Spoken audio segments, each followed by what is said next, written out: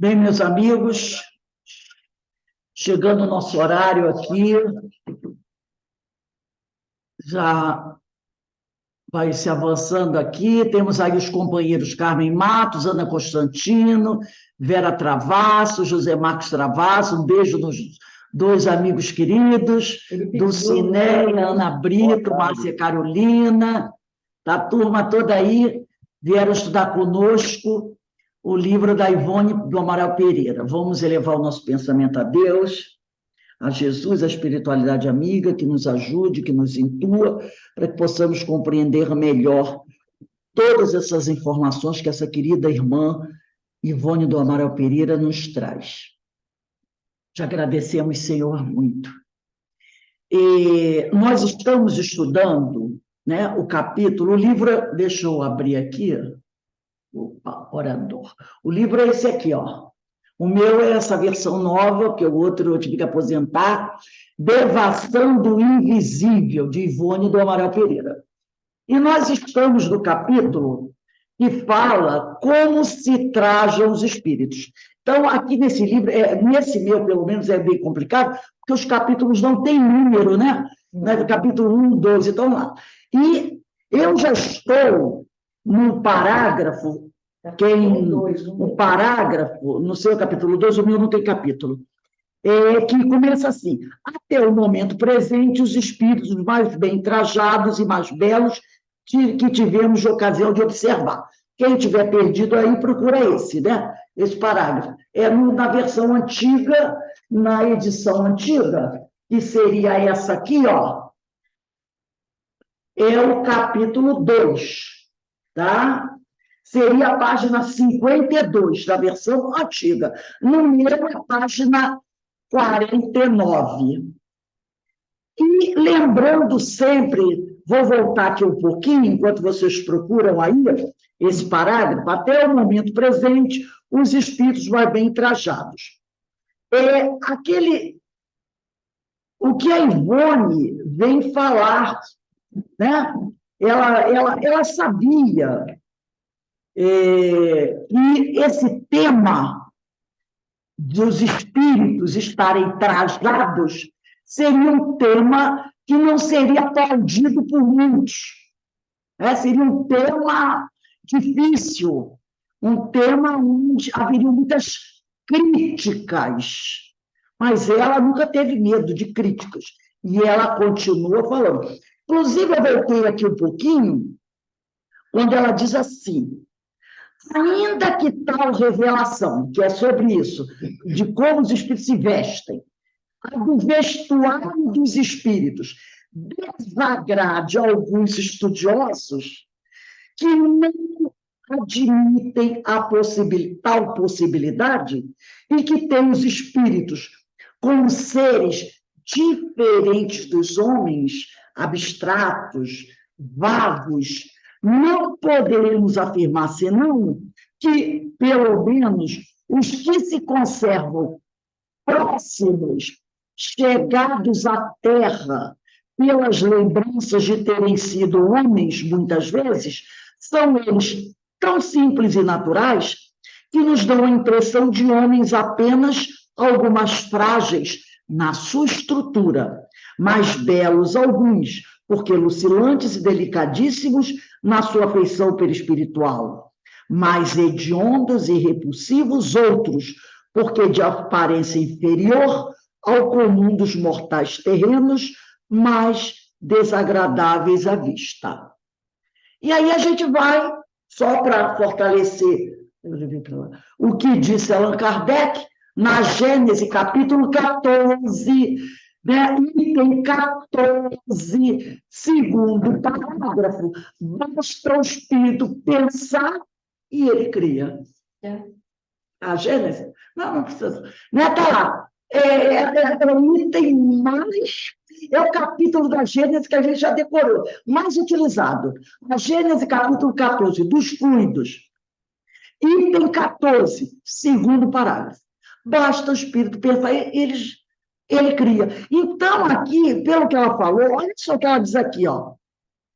Poderemos afirmar, senão que, pelo menos os que se conservam chegados à Terra, quer dizer, próximos à Terra, todos aqueles da terceira ordem, espíritos imperfeitos, que são aqui do nosso planeta, são próximos à Terra, pelas lembranças de terem sido homens, muitas vezes, são eles tão simples e naturais que nos dão a impressão de homens apenas algo mais frágeis da sua estrutura. Porque é o perispírito, né? Eles não têm mais o corpo físico. Olha, parece mais frágil, mas eles se sentem homens como nós. E é interessante que é baseado no que nós estudamos no livro dos Espíritos. Alguém imagina Jesus, um espírito puro, mônada celeste, lembra? Uhum. Vestindo uma roupinha, um tubinho branco ou cinza? Claro que não. Claro que não. São espíritos puros.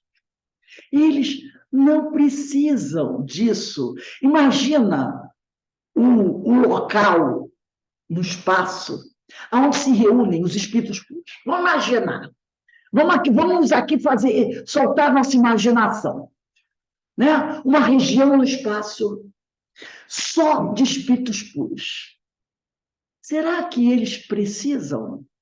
Eles sentem necessidade de usar algum traje para se relacionar um com o outro? É claro que não. Mas a Ivone diz aqui, poderemos afirmar, ela diz afirmar, olha o verbo que ela usa, poderemos afirmar, senão que, pelo menos os que se conservam chegados à terra, pelas lembranças de terem sido homens, esses precisam, esses sentem necessidade de trajar. Nosso lar, os espíritos estão lá, em nosso lar. Tem o governador, tem Alexandre, tem a Narcisa, tem Lízias, tem todo mundo. Eles não se trajam? Se trajam. Por quê? Porque são espíritos muito ligados ainda. Colônia nosso lar, ainda é uma colônia próxima à Terra. Então, esses espíritos, lá entre eles se trajam. E tem uns, né, até Ivone fala, né, orientadores dela, que tem uns que têm turbante, que ainda são ligados à falange indiana, não é assim? Outros têm até uma esmeralda no turbante, outros usam uma roupa colorida. Ela cita, ela descreve. Esses ainda precisam se trajar num relacionamento entre eles. Porque são espíritos ainda muito ligados às questões humanas. Então, ela cita isso na obra. Agora, o espírito, né, que já alcança, aí você não precisa mais. Mas aí ela traz isso. Ela sabe que muita gente não concorda, acha isso um absurdo. Mas ela mostra a questão da evolução do espírito. Então, aqui, vamos lá começar o nosso capítulo, nosso parágrafo. Até o momento presente, os espíritos mais bem trajados, e ela bota trajados entre aspas, e mais belos que tivemos ocasião de observar, pela mediunidade dela, né? Através de materializações durante a vigília, ela, no estado de vigília, vendo o espírito materializado. E também do mundo invisível, quando ela desdobrou, e ela, no plano espiritual, viu esses espíritos, por ocasião do desdobramento do corpo astral, ela usa o nome corpo astral, ela usa esse nome. Por quê? Porque ela tem muito contato com espíritos indianos, com espíritos orientais. E essa expressão corpo astral é uma expressão oriental. Percebeu a influência? Então, como ela tem muito contato com os espíritos ligados às falanges orientais, ela usa a expressão corpo astral. E Kardec não usa. Ele fala perispírito. Tá? Ele fala perispírito. Inclusive, mais uma coisinha aqui. A palavra perispírito foi utilizada no Livro dos Espíritos por 26 vezes. 3 vezes pelos espíritos. Só 3 vezes pelos espíritos. As outras 23 vezes foi Kardec que usou. Porque eles nunca aceitaram essa palavra. Foi mais próximo. Eles sempre dizem assim, isso aí que você chama perispírito é o seu, das 2 vezes. Tem uma terceira que ele diz, perispírito, fala perispírito mesmo. Né? Tem uma hora que ele diz, o seu perispírito. Aí parece que ele está falando dos perispíritos Kardec. Não, ele está dizendo, da palavra que Kardec criou, o seu perispírito. Isso aí que você chama de perispírito. Os espíritos, no livro dos espíritos, só vão usar a expressão perispírito 3 vezes. As outras 23 vezes foi Kardec expresso. E aí, depois dele usar 23 vezes, ele acaba deixando. Tá? E ela usa corpo astral, que é uma palavra de origem oriental, e a influência que ela tem dos espíritos indianos, porque ela mesmo cansou de falar, que ela vem aí de uma linhagem oriental, tá? Foram os que passamos a citar. A entidade que se denomina Charles, martirizado por amor ao Evangelho no século XVI, na França, durante a célebre matança de São Bartolomeu, e eu trouxe aqui só para a gente fazer uma revisãozinha muito rápida, né? Está até aqui, deixa eu pegar aqui mais abaixo, eu botei, está aqui, ó, matança, opa, vamos lá, vamos abrir, falando sobre o massacre da noite de São Bartolomeu, eu trouxe aqui, é chamado de o massacre da noite de São Bartolomeu ou a noite de São Bartolomeu, foi um episódio da história da França na repressão ao protestantismo, engendrado pelos reis franceses que eram católicos.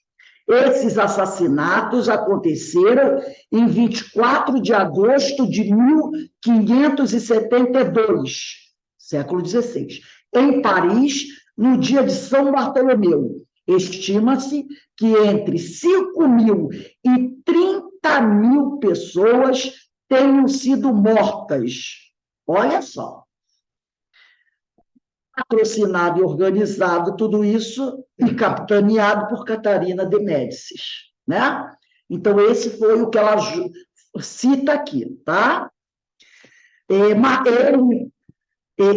Charles foi uma das vítimas, né, da noite de São Bartolomeu. Comumente, esse Charles se deixa ver em trajes de iniciado hindu. Olha aí. Tendo-se mostrado uma única vez em trajes de príncipe indiano. Visto que no século XVII foi soberano na Índia. Todo mundo sabe da influência de Charles sobre Ivone, né? Frédéric Chopin, que já variou a indumentária 4 vezes em suas aparições, deixando-se perceber em 2 delas, apuradamente trajado à moda da sua época, reinado de Luís Felipe na França, mas todo envolto em como luar azul, translúcido como neblina. Victor Hugo, a quem só podemos distinguir o busto, também envolto em neblinas lucilantes, argênteas, com reflexos azuis pronunciadas, sem que pudéssemos destacar o feitio dos trajes. A falange de iniciados hindus, olha aqui, de que somos pupila espiritual. E a influência dela em falar em corpo astral, tá? Daí a influência dela usar o termo corpo astral, em vez de usar perispírito ou corpo espiritual. Ela usa corpo astral por influência dessa, tá? Porque ela diz que ela é uma pupila espiritual dos iniciados hindus, com todos os seus integrantes, esforçando-se por serem contemplados em seu uniforme característico, as gemas do anel e do turbante. Inclusive, vejam como o espírito são iniciados hindus. São espíritos que já têm um certo conhecimento. Porque a gente sabe que o pessoal do Oriente, caminhou bem mais na frente do que o pessoal do Ocidente, né? Mas eles ainda fazem questão de usar aquele traje, aqueles turbantes, aquelas pedras, porque isso relembra alguma coisa, um tempo vivido. Percebeu como o espírito ainda tem certos apegos? São espíritos já com uma certa conhecimento. Então, a gente não reclama quando a gente fizer questão das nossas coisinhas, tá? Das nossas coisinhas. E do turbante, inclusive, envoltos em neblinas oscilantes com reflexo azul. Lázaro Zamenhof, o criador do Esperanto, vaporoso, mas muito humanizado em seu terno do século XX. Quem já viu o retrato de Zamenhof está sempre com aquele terno, né? Se eu não me engano, tem até o óculos que ele usa, né? Um negócio assim. Circundado de um halo, como que formado de ondas concêntricas, que indicaria o elevado trabalho intelectual, detalhe também observado em Victor Hugo. Esbatidas a sua configuração perispiritual por um jato de luz radiosa, verde claro, igualmente de forma concêntrica. E, finalmente, um vulto muito nobre, observado no ano de 1930, cuja identidade ignoramos, mas a quem denominamos anjo guerreiro, pelas particularidades do quadro em que se deixou contemplar. Acreditamos, porém, tratar-se de algum integrante da Legião Protetora do Brasil, ou do movimento espírita do Brasil. O certo era que trajava uma túnica grega, curta, atada por um cinto dourado, um diadema discreto, um simples friso de ouro à cabeça, e guiando uma biga romana, como que construída de alabastro. Com a destra empunhava as rédeas, sem que, todavia, aparecessem os cavalos, e com a sinistra, né, com a mão, uma flâmula de grandes dimensões alvinitente, onde se lia Salve Brasil Imortal. Então, ela está mostrando, né, a sinistra, a mão esquerda, né? Ela é bem detalhista. Então, ela está descrevendo aqui o que ela viu, tanto em estado de vigília de alguns espíritos materializados, como também quando ela está em desdobramento do sono. Então, ela está falando. É lógico que muitos estudiosos da doutrina criticam Ivone. Criticam Ivone, não aceitam Ivone, não aceitam André Luiz, não aceitam Joana de Ângeles. Mas precisam o quê? Ler esse artigo de 17 de junho de 1856 do livro Obras Póstumas e estudar o item 14 do capítulo 14 do livro A Gênese, onde diz no segundo parágrafo: basta o espírito pensar e ele cria. Tá? E continua Ivone Pereira. Estampava-se visivelmente nessa entidade, assim, materializada, o tipo oriental, o árabe, evocando também o tipo brasileiro, muito conhecido no estado de Goiás, aquele caboclo, né? Era jovem, belo e sorridente, e um luzeiro cor-de-rosa envolvia-o, espraiando-se em torno e se estendendo longamente sobre uma multidão que cantava hosanas e empunhava pequenas flâmulas, multidão que seguia o cortejo atrás da bica. Não nos estenderemos em particularidades quanto a essa visão, por não julgar interessante para estas páginas. No entanto, jamais fomos informados da identidade de tão formoso espírito. Acrescentaremos apenas que sua aparição assinalou etapa definitiva em nossa vida e em nossos labores espíritas. Então, houve ali um corte, uma mudança, né, no trabalho dela a partir desse espírito.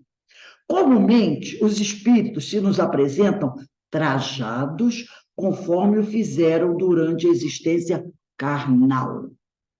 Os homens, com o terno que habitualmente usavam. Lembramos que Ivone Pereira viveu no Brasil, né? Grande parte da vida dela na primeira metade do século XX. Ela morre, se eu não me engano, pelos anos 1980, final dos anos 70, 1980, por aí, eu não lembro bem a data que ela desencarnou.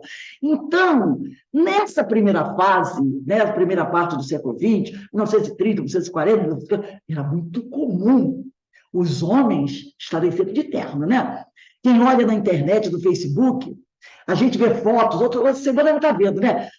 Comentando da elegância do homem daquela época. As mulheres muito bem trajadas, usando chapéu, fotos assim de 1930, 1940, no centro da cidade do Rio de Janeiro. Os homens, né? Tudo de terno, gravata, e as mulheres também muito bem arrumadas, usando meia, sapato alto, né? Era muito comum. Hoje, com um verão danado, né? Que era naquela época, as pessoas andam de uma forma mais informal, camiseta, chinelo.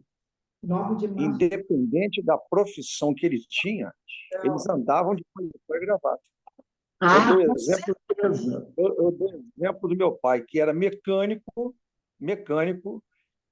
da aviação, lógico, mas ele ia trabalhar no aeroporto, trocava o macacão, mas ia de paletó e gravata.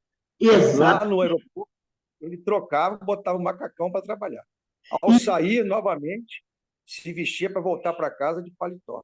Exatamente. Então, quando ela descreve aqui, ela está descrevendo as pessoas da época dela. Ela faleceu em 9 de março de 1984. Ela faleceu em 9 de março de 1984. Então, ela nasceu quando? Quando ela nasceu, deixa eu ver, a Denise está vendo aqui. Não, porque meu pai é de 1915. Seu pai é de 1915? Então, ela desencarna em 9 de março de 1984, não é isso? Então, veja só. Então, ela está descrevendo assim, a gente tem que entrar, entendeu? Tem que entrar lá na época, né? Tem que entrar na época. Então, ela diz aqui, comumente, os espíritos se nos apresentam trajados conforme fizeram durante a existência carnal. Se ela estivesse descrevendo o espírito de hoje, que desencarnou uma semana, aí ele estava de bermuda, camiseta e sandália havaiana. Ela nasceu 24 de dezembro de 1900. 24 de dezembro de 1900, quando ela nasceu, né, em Valença, Rio de Janeiro. Então, se nós formos descrever, de repente, um espírito que desencarnou agora no final do século XX e início do século XXI, ele estava de bermuda, calça jeans, camiseta, sandália havaiana ou tênis. De boné. E boné. Mas aqui ela está dizendo assim, normalmente assim, eles estavam com o terno que habitualmente usavam. Então, os espíritos se aparecem assim para ela, acentuando este ou aquele detalhe que melhor os identifique. As mulheres com os vestidos, que igualmente, de preferência, usavam. Mas, raramente, alguns se deixam ver com a indumentária com que foram sepultados. Então, repara só, ela diz que é muito raro algum espírito se apresentar com a roupa com que ele foi enterrado. Normalmente, eles se apresentam com a roupa que eles usavam no dia a dia, como disse o Zé Marcos, para trabalhar. Agora, a roupa que usaram quando enterrados, ela diz que não é muito usual. Ela diz assim, e ainda outros com os trajes que desejariam possuir. Interessante isso, né? Poxa, eu gostaria com aquele vestido, mas eu nunca pude comprar. Então, no plano espiritual, eu manipulo o fluido e faço aquele modelito. Eu não pude comprar. Eu manipulo e formo aquela joia, sabe? Aquele diamante, aquele colar de esmeralda. Eu adoro esmeralda, nunca pude ter um colar de esmeralda. Quiçá eu não vá formar um colar de esmeralda e me apresentar com esse colar de esmeralda que eu nunca pude ter, né? Então, ela diz aqui, 2 meses após o falecimento de nossa mãe, ela falou da mãe dela, nós e mais 3 pessoas da família vimos lá, assistindo a uma reunião de preces em sua intenção, trajando um costume era um modelito, né? Normalmente era chamava de terninho, né? De gabardinha azul marinho com cachecol de seda quadriculada branca e preta, vestes por ela preferidas, para as viagens que fazia em visita aos filhos nos últimos meses em que viveu.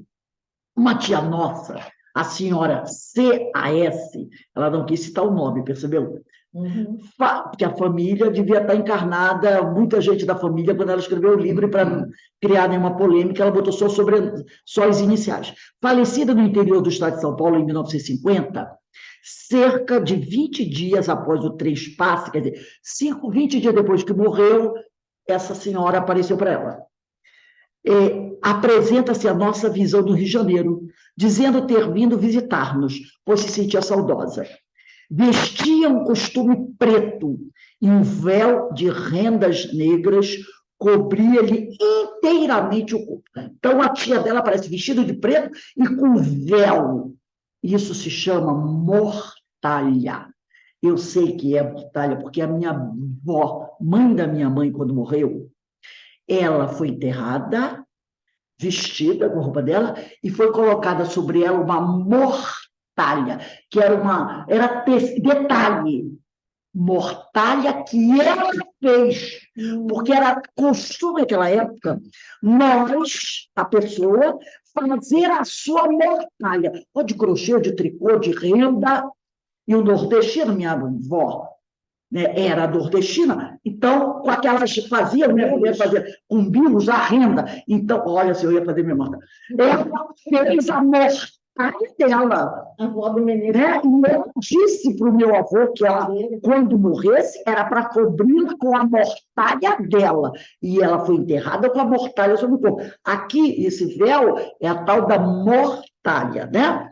Esse nome horroroso. Então, ele diz aqui, vestiu um costume preto, um vestido preto lá, uma roupa preta, e um véu de rendas negra cobria inteiramente o corpo, partindo da cabeça e atingindo os pés. Sua configuração perispiritual, como vemos, era chocante. Já pensou? Aparece um espírito para você com a roupa preta, com a mortalha preta? Que coisa assustadora, né? O véu incomodava horrivelmente. Aquele véu incomodava o espírito. Incomodava horrivelmente. E ela se debatia aflita, irritada, tentando em vão retirá-lo de si. Então, aquele véu caía uma parte do rosto dela, e ela tentava tirar aquilo dela, né? Agradecemos-lhe a visita e o interesse pela solidão que vivíamos, porque Ivone, naquela época, era muito solitária. Lembra? Quem conhece a história? Ela não casou, ficou sozinha, aquela coisa toda. Ela era muito... Então, ela agradeceu a visita da tia, que quebrou a monotonia da solidão dela. Pois, na ocasião... Pois, né? Na ocasião, asseverou-nos encontrar-se penalizada. A tia se apresentou e mostrou-se penalizada ante as provações com que nos debatíamos. Então, a tia se mostrou penalizada pelo sofrimento que Ivone estava enfrentando naquela época. E convidamos-la, Ivone convidou a tia, a orar, a fim de se poder libertar daquele incomodativo manto. Então, ela chamou a tia, vamos orar, tia, para ajudar a senhora a se livrar desse véu que está incomodando a senhora muito.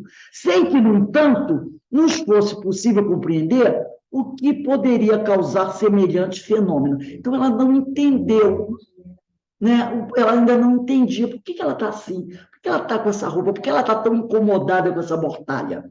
Cerca de um mês mais tarde, porém, soubemos, por pessoa da família presente ao seu funeral, mais tarde ela ficou sabendo notícia do funeral da tia. E nossa tia foi sepultada com um costume azul marinho escuro, por isso que ela disse que era uma roupa escura, né? Só que ela não percebeu que era azul marinho, para ela parecia preta. E um véu de rendas negras, cobrindo-lhe o rosto e o corpo. Exatamente, a mantilha, né? Tipo espanhol, que usava ao assistir às missas e tomar comunhão com boa católica que for. Então, aquele véu que a incomodava muito, era o véu que normalmente ela usava quando ela assistia a missa, tipo a lá espanhola, e cobria o corpo todo. Então, na hora que morrer, acharam de bom tom botar aquilo no túmulo, cobrindo o corpo dela, sem perceberem que aquilo trouxe para ela um incômodo muito grande como espírito, né? Vou aqui avançar só mais um pouquinho. Uma filha do espiritista senhor Antônio Augusto dos Santos, residente em Belo Horizonte, 3 dias após a morte de sua irmã Elizabeth, menina de 14 anos, viu-a pela madrugada no seu próprio quarto de dormir, pairando no ar e trajando um suntuoso vestido de baile, tipo Imperatriz Eugênia. Tão feérica a luz que a circundava, que, clareando todo o aposento, permitiu à vidente observar detalhes tais como o desenho das rendas que ornavam o vestido, babados, fitas, flores, etc.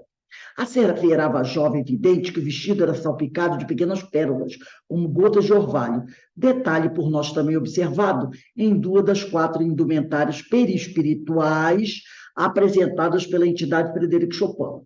Porque seja inspirada e futurosa pintora, a filha do senhor Antônio dos Santos, no dia seguinte, desenhou com minúcias a visão que tivera pela madrugada, dando a ver os detalhes do vestido que a menina morta absolutamente não possuía quando viva. Aquele vestido a menina não teve. Então, ela elaborou. Semelhante materialização espontânea e inesperada teve o dom de reanimar e consolar os desolados pais da jovem falecida. Porque quando eles viram, souberam que a menina estava vestida com aquela roupa belíssima, eles ficaram animados, né? Poxa, ela está bem, está vestida com a roupa linda de princesa. Então, minha filha também. Ficaram mais animados com a notícia. Aí ele diz aqui, que se mantinham sucumbidos ante a acerba aprovação. Estavam muito tristes, mas quando receberam a notícia que ela apareceu como um anjo brilhante, com aquela roupa maravilhosa, ficaram mais conformados. Referir-nos-emos ainda ao mesmo fato em capítulo posterior. De outro modo, espíritos plenamente espiritualizados, como Adolfo Bezerra de Menezes e Bittencourt Sampaio, foram por nós distinguidos envergando uma túnica vaporosa, nívea, cintilante, levemente esbatida de azul.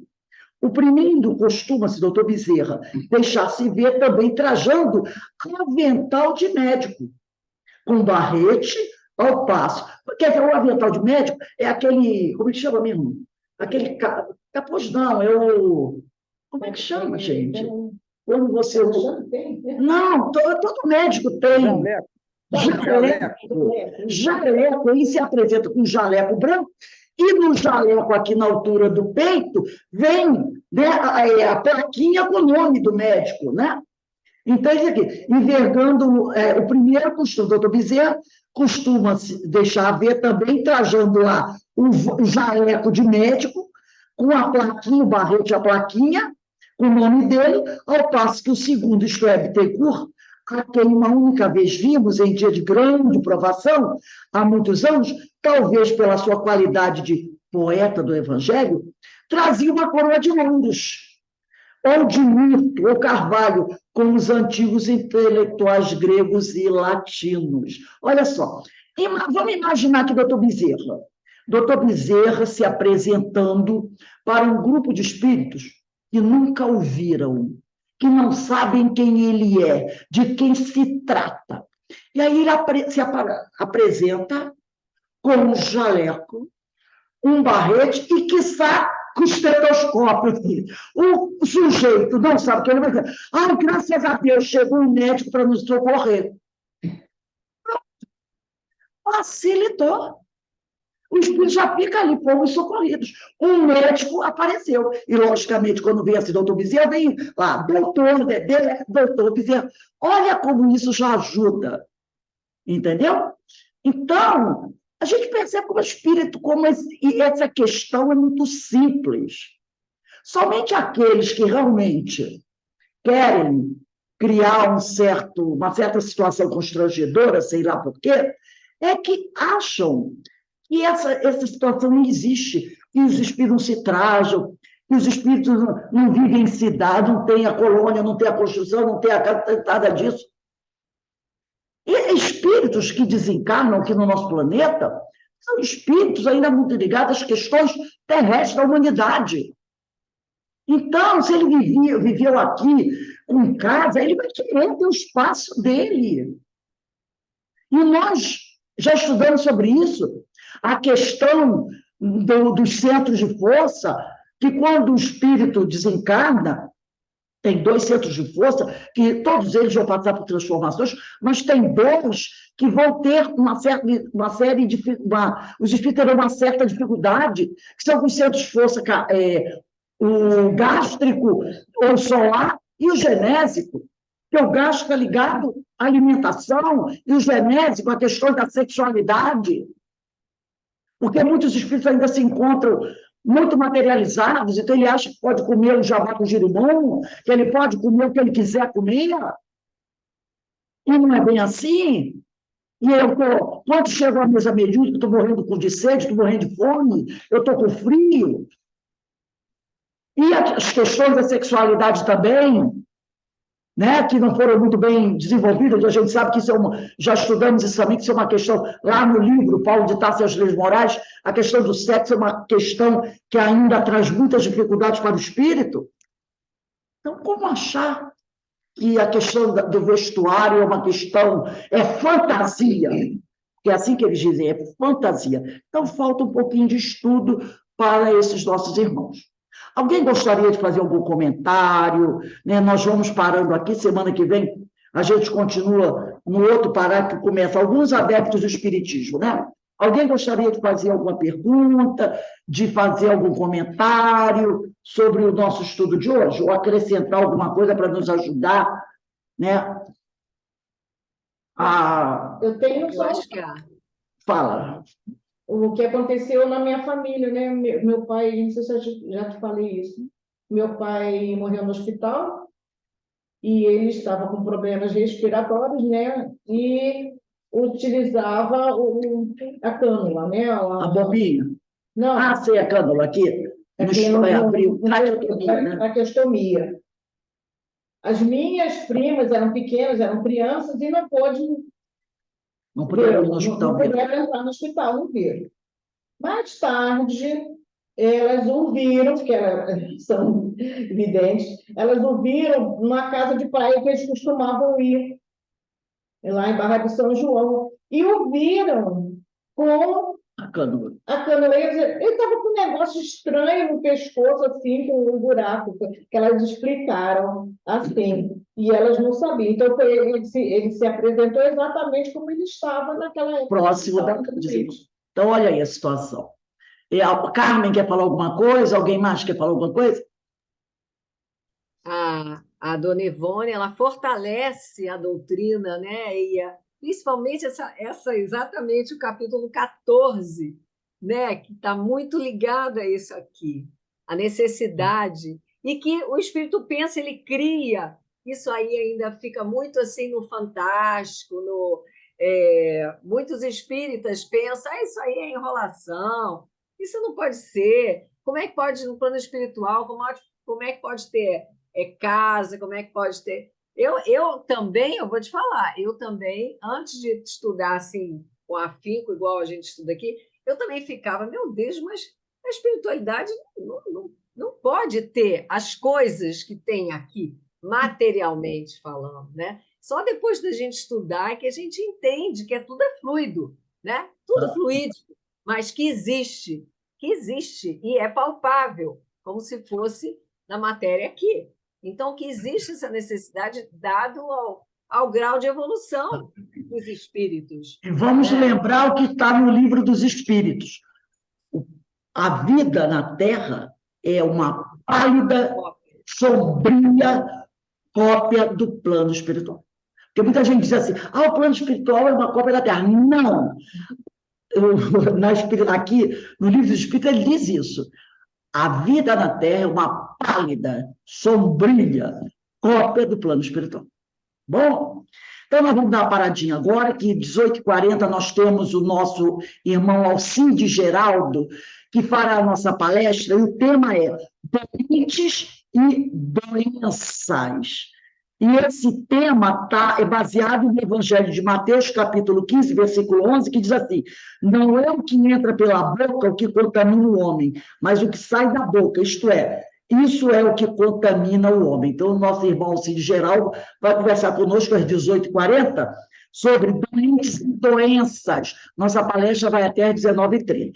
Então, meus irmãos, para aqueles que não vão estar conosco, um beijo no coração, Agradecemos a presença de todos e agradecemos a Deus, a espiritualidade amiga, Francisco de Assis, pela oportunidade que eles nos deram de estar aqui com os amigos, fazendo essa troca de conhecimento, de energia, e nos auxiliando a aprender um pouco mais, a crescer um pouco mais, tá bom? Vou dar a desligadinha aqui, ó. Um beijo no coração de todos, tá bom? Daqui a pouco a gente se vê às 18h40. O link da palestra é o mesmo. Quem vai assistir a palestra é só não desligar. Fica por aí, vai tomar um cafezinho, descansa um pouco. Um beijão. Um abraço. Um abraço. Um abraço, Vera. Um abraço, Zé.